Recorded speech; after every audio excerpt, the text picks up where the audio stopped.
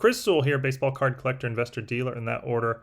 Welcome everyone, PSA reveal time, and this was a 46 card order, all modern cards, 1981 to present, sent in at the $19 level. I think it took 3.5 months to get back door to door. And there were 36 of the 46 cards in the order that I thought were 10 contenders. So I predicted either a 9 or a 10 on those 36 cards. And then there were 10 other cards that I thought were not 10 contenders, but still worth sending in. And those I predicted either an 8 or a 9, as you can see on my sheet on the left for those who have never seen one of my PSA reveal videos.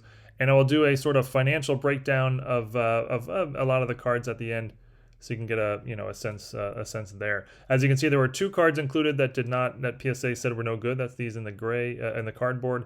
They wouldn't grade them for whatever reason. That's never good, but actually that's pretty standard. 2 cards out of 36 sounds about normal these days. There's a 2003 finest Kobe Bryant. They called it mini size. Yeah, I guess it was just cut a little bit short at the factory. I don't know, but they didn't like it, didn't want to grade it, didn't say it was the right size. And I couldn't really tell why they thought it was mini size. It measured correctly to me, but for mini size at least you don't get charged. So there is that. Second card they would not grade is this Hope Solo. It's a 2017 Leaf autograph, and it's listed as a 101. It's sort of a weird card. I assumed it was some sort of insert from Leaf with a 101 auto, but yeah, for whatever reason they said no specific info on this card. Basically that means they don't know what it is, or it's not a card that they grade for whatever reason. So also didn't get charged there, although yeah, I was kind of hoping to get that one in a PSA holder. So starting off the list here with 2, we're going to call them under 7 grades here, just to keep a running tally of how we did on the 46 cards. And I'll just mention real quick here that basically every card in this order was sent in with like a profit in mind. There's a couple of Cal Ripken cards that may be PC cards, but other than those, maybe 3 or 4 of those, everything else was sent in with a profit in mind. My goal is to resell the card and make more money reselling it after it's been graded than I would have had I sold it raw, given the value of it raw and given the grading fee. First one here, 2018 Topps Mini Mike Trout. That was one of my 10 contenders, and that got a 9. And in a 9, it's probably roughly a break even. 1995 Collector's Choice Gold Signature Michael Jordan. Is actually a baseball card. This got a 9. That's a big money 10. I would have loved a 10 in that, but even in a 9, that's going to be a nice increase in value over the grading fee. It's a tough card to get in high grade with the chipped edge, easily chipped edges and corners. Shohei Ohtani 2018 Topps Update Pitching Rookie. Got a 10. That will be a nice bump in value, getting the 10. There's actually a bunch of Ohtanis in this order. Another card from 2018 Topps Ozzie Albies Rookie. This is a gold chain variation. It's a short print or a super short print. I'm not sure, but that one also got a 10. So any 10 is going to be a nice increase in value. A lot of 9s are going to sort of be break evens and things like that. 2018 Panini Hoops Class of 2018 Luka Doncic. That's rookie year, and that also got a 10. So off to a decent start here. Here's one of the Ripkins 1998 UD Retro. This is a Quantum Leap is the name of the insert, and it's a really rare card. Serial numbered out of just 50. And this was one that I knew could not get a 10. It had some chipping, especially on the back, but there you can see it's numbered out of 50 from 1998. Really, really rare card, and it got an 8. I actually already own another copy of this card, so I'll probably sell this one. 2018 Topps Chrome Refractor is a blowing bubble variation of Clayton Kershaw, and this one got a 9. This will probably end up being break even or so. 10 would have been a nice bump, but there's a lot of cards like that with modern. 10 has a nice bump, 9 is essentially break even these days. 2018 Topps Chrome, what is this? Freshman Flash Ohtani. That one got a 9. That's another one that was probably a minimal bump, if any. Another Ohtani 2018 Topps card number 700. This is also got a 9, so another one that's a minimal bump, if any. Again, a lot of modern cards sort of fall into that category. Another Ohtani 2018 Topps debut rookie, Topps update rookie, also got a PSA mint 9. So far 6 9s and 3 10s, not counting the 2 cards that didn't grade at all. 2019 Topps Chrome UEFA Champions League Lionel Messi. This is a refractor, and this one got a 10. It's not an expensive card, but it'll be a nice. It'll probably go from like a $10 card raw to like a $80 card in a 10. This one was maybe a little bit hopeful. 1987 Topps Chrome Refractor, Muggsy Bogues. Muggsy, he was only 5'3", for anyone who doesn't know, was sort of a very popular player and has a decent card following. This is a refractor. I was hoping this would get a 9 or a 10, but somehow it got a 7. I guess a little bit off center top to bottom, but I couldn't really figure out why it got a 7. I thought that was a harsh grade, but that'll definitely go down as a loss. The PSA 7 will not cover the grading fees on that one. 2004 Ultra Gold Medallion Kobe Bryant. This one got a 9. Another one that's, not really much change in value, getting the 9. Babe Ruth. This is a 2018 Topps card number 700. It's either a short print or a super short print. I've lost track of how rare some of the base cards from the top sets are and their variations and the super short prints and whatever. But I got a 10. That'll be a nice increase in value on the Babe Ruth. Aaron Judge rookie 2017 Topps holo foil, no, rainbow foil rookie got an 8. Disappointing on this one, as I was expecting a 9 or 10, so I'm not sure why this one got an 8. And yeah, this would have been a big money 10, and I couldn't really figure it. There was some really, really light chipping. Probably a 10 was a reach, but I guess I was hoping more for a 9, but yeah, got an 8. This is a kind of card I love. 2007 Spotlight Tribute. Probably never seen this card before.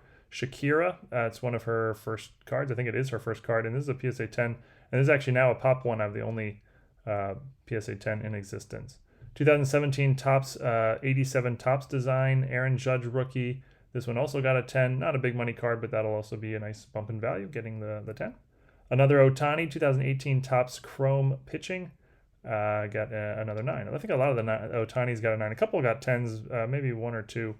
But yeah, there's another 9 on the Ohtani. Here's the Ohtani 10. 2018, same card. 2018 Topps Chrome.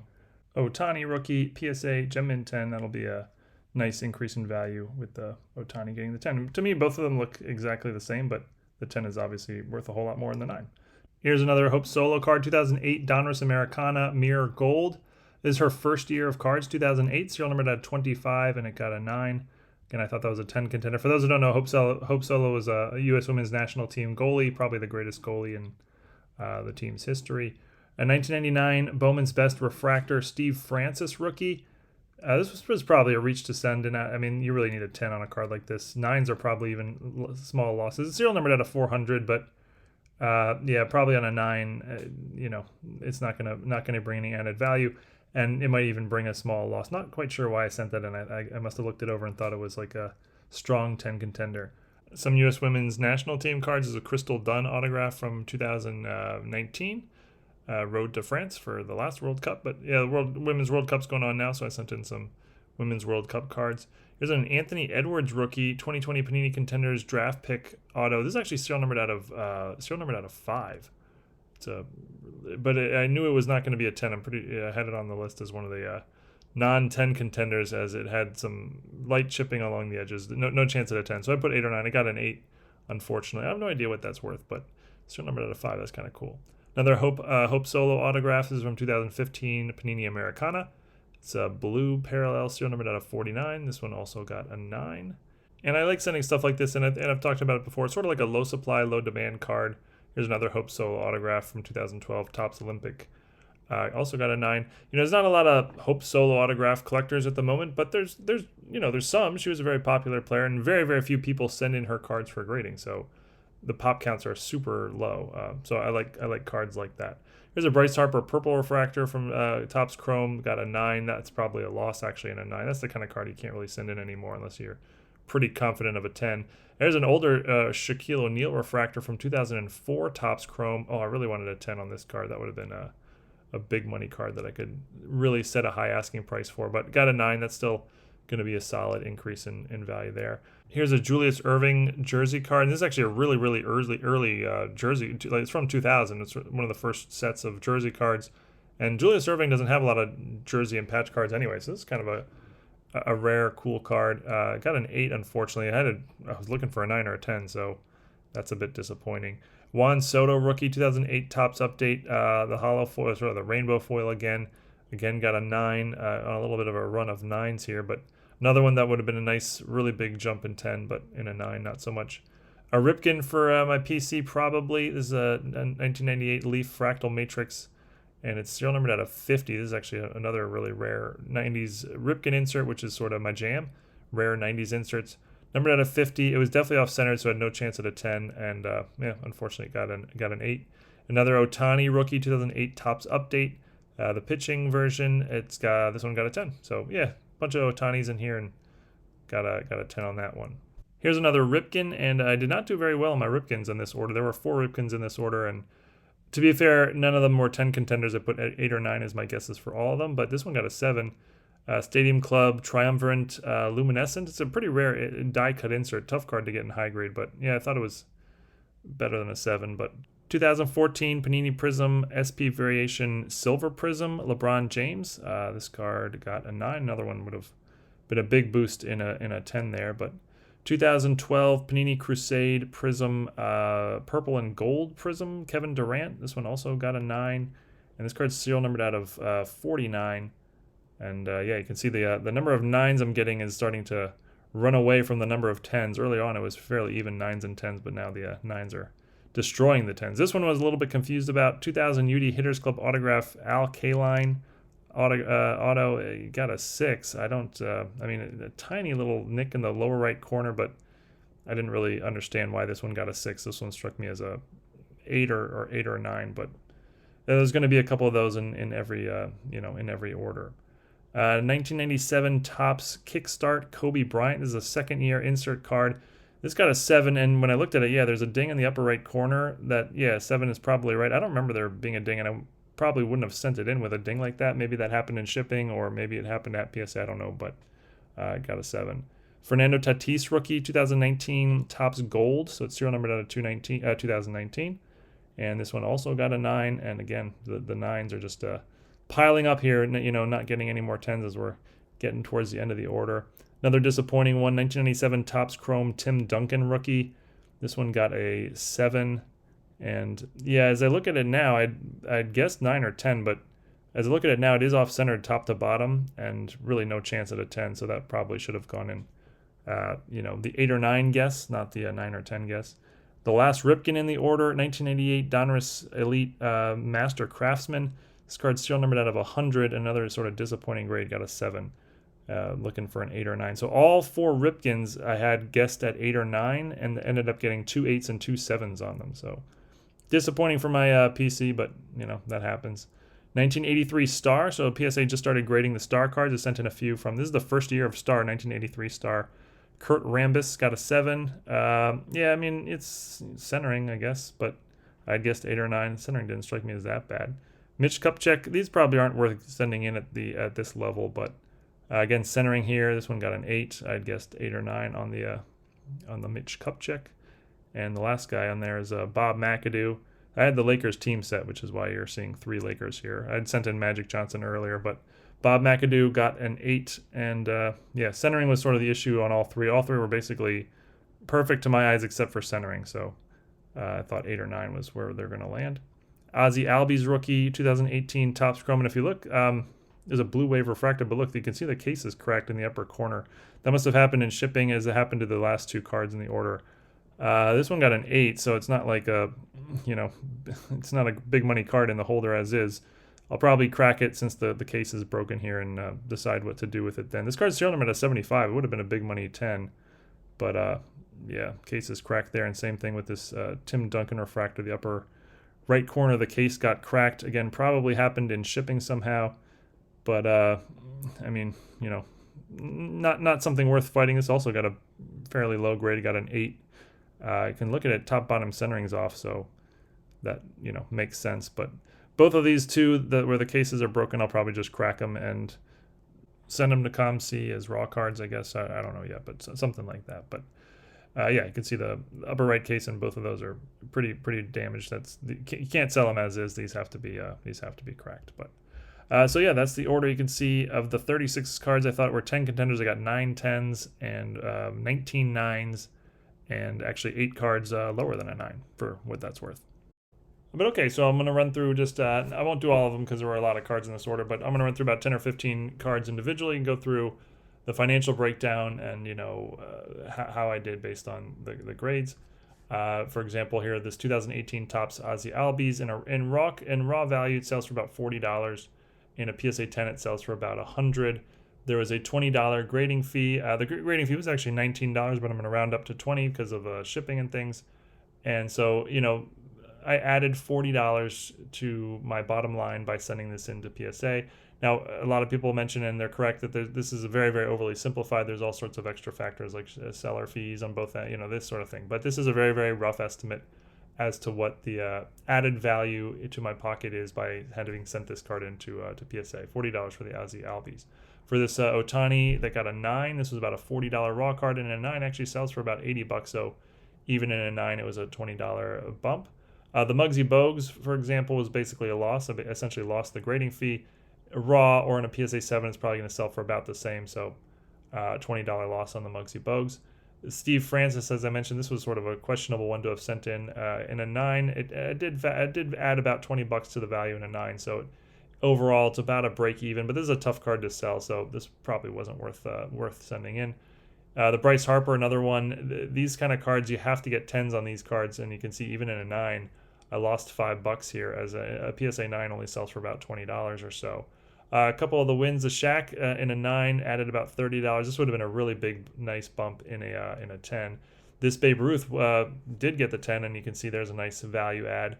$260 increased value here to my bottom line. It's about a $400 card in a PSA 10 raw. It sells for about $120. Fernando Tatis added about $55 even in a 9. The Kobe Bryant was a $20 loss. It was an easy one. $20 raw value, $20 graded value, $20 PSA fee, and a $20 loss.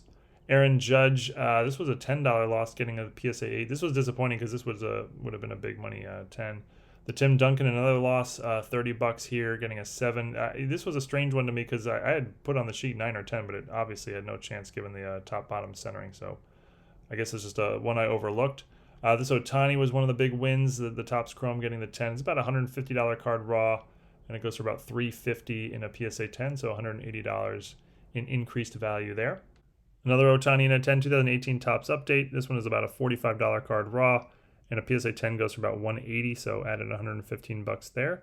The Michael Jordan Gold Signature, $50 card raw. It's about a $250 PSA 9, so nice bump, $180 on this card. 10 would have been a whole lot more, but still very, very happy with the 9. This is a tough card to get in high grade as it's got very, very chippy borders and corners. And we'll finish on this Shakira. This card, like I said, I like to send this sort of stuff in. It's only about a $5 card raw. I mean, maybe even less. You can probably pick it up for less than that if you looked a little bit. But, it's now I have the only PSA 10. It's a Pop 1. It's her first card. Somebody out there has got to want this badly. There's no precedent on it. There's no sales data, so I can set the market. Obviously, if I price it too high, nobody's going to buy it. But I have that freedom, which I like on cards like this, even though this is not a card that probably most people are looking for. But this is a card I'll probably make a nice profit on, and the hips don't lie. So here's the financial breakdown of the order, and what this means is by sending these cards in and sending in this order, I will ultimately make about $1,600 more than if I had sold them raw. And if you just look at the 14 cards I just showed you, it's about $800 in added value on those 14 cards in total. But that's basically all in 4 cards, the 2 Ohtanis, the Jordan, and the Ruth. That basically is the whole profit, those 4 cards, and everything else is more or less a break even. I have some losses in here, some small losses, I have some break evens, I have some small wins, and all that stuff sort of cancels itself out, and then you have a couple big hits. And I've said this a number of times on the channel. I think it's really important if you're doing this for profit and you're sending in an order of 10, 20, 30, 40, 50 cards or whatever, your goal shouldn't be to hit every single card. Or, I mean, it can be, but my goal is not to hit every single card. It's to get a couple nice hits and then sort of break it even on everything else. And I think that's a much more realistic goal than every single card is a hit, because that just doesn't work out. I mean, maybe somebody's better at this than me, but this is how it's worked out for me, and this is how I approach sending in orders such as this. But thank you, everyone, for watching. That's everything for now. Hope everyone enjoyed. As always, if you have any questions, feel free to leave them in the comments, and I will see you all again next time. Thanks, everyone.